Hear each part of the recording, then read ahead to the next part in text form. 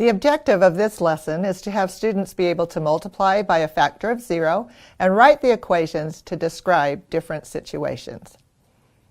Suppose I purchase some school supplies to share with the students in my class. If I have 14 pencils to share with 7 students, how many pencils would each student get? If I shared them evenly, then each student would receive 2 pencils. So 7 times 2 pencils equals my 14 total pencils. Multiplication is adding equal groups, or in this case, 7 groups of 2 pencils. What if I have 10 boxes of crayons, and I'm giving each table 2 boxes? How many tables will get crayons? If I shared 2 boxes for one table and another 2 for another, and I kept sorting by 2s, then 5 tables would get boxes of crayons. To write this equation would be 5 times 2 equals 10, or 5 groups of 2 boxes of crayons equals 10. How many markers could I share with 4 students? If I share my 4 markers among 4 students, then each student would get 1 marker each, or 4 times 1 equals 4. What if I have 8 markers to share with 8 students? Again, each student would get 1 marker, or 8 times 1 equals 8. Any number multiplied by 1 is that number itself. How many glue sticks would 5 students get? Well, there are no glue sticks, so the 5 students would get no glue sticks. We could write the multiplication equation as 5 times 0 equals 0. How many glue sticks would 6 children get? 0. How many glue sticks would 36 children get? 0. Any number multiplied by 0 will always equal 0. Division is the inverse of multiplication. Division is finding the unknown number of equal groups, or the amount in each group. Let's look at our school supplies again, but relate it to division. I have a total of 14 pencils. If I give each student 2 pencils, how many students would get pencils?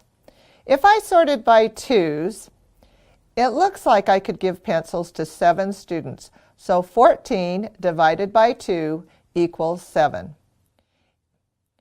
If I have a total of 14 pencils and I'm going to share them with 7 students, how many pencils would each student get? If I take the 14 pencils and divide them into 7 equal groups, then it looks like each student would get 2 pencils, or written as 14 divided by 7 equals 2. Let's try the markers. If I have 4 markers to share with 4 students, how many markers would each student get?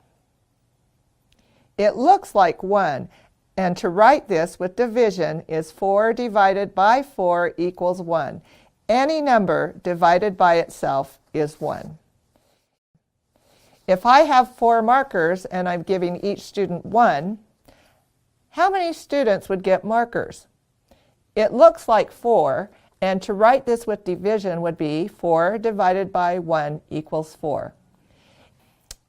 It gets a little tricky with division with 0. If I have 0 glue sticks to give to 4 students, how many glue sticks would each student get?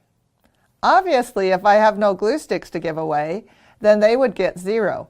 The equation would be written as 0 divided by 4 equals 0. And since multiplication is the inverse of division, I can check it with 0 times 4 equals 0. Some students might think the answer is again 0. 4 divided by 0 equals 0. But if I check it with multiplication, does 0 times 0 equal 4? We know any number multiplied by 0 is 0, so this would be impossible. It is important to remember I can divide 0 by any number and it will equal 0, because 0 times any number equals 0. But I cannot take any number, divide it by 0, and say it equals 0, because any number times 0 does not equal that number. That is impossible, and we call it undefined.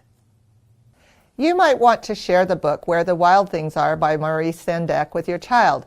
Talk about the characteristics of the monsters and have them create their own monster with claws, teeth, and tails.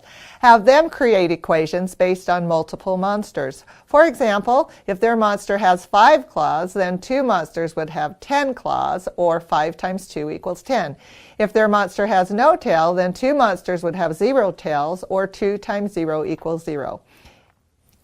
In this lesson, students learn how to multiply by a factor of 0 and how to write the equations for them.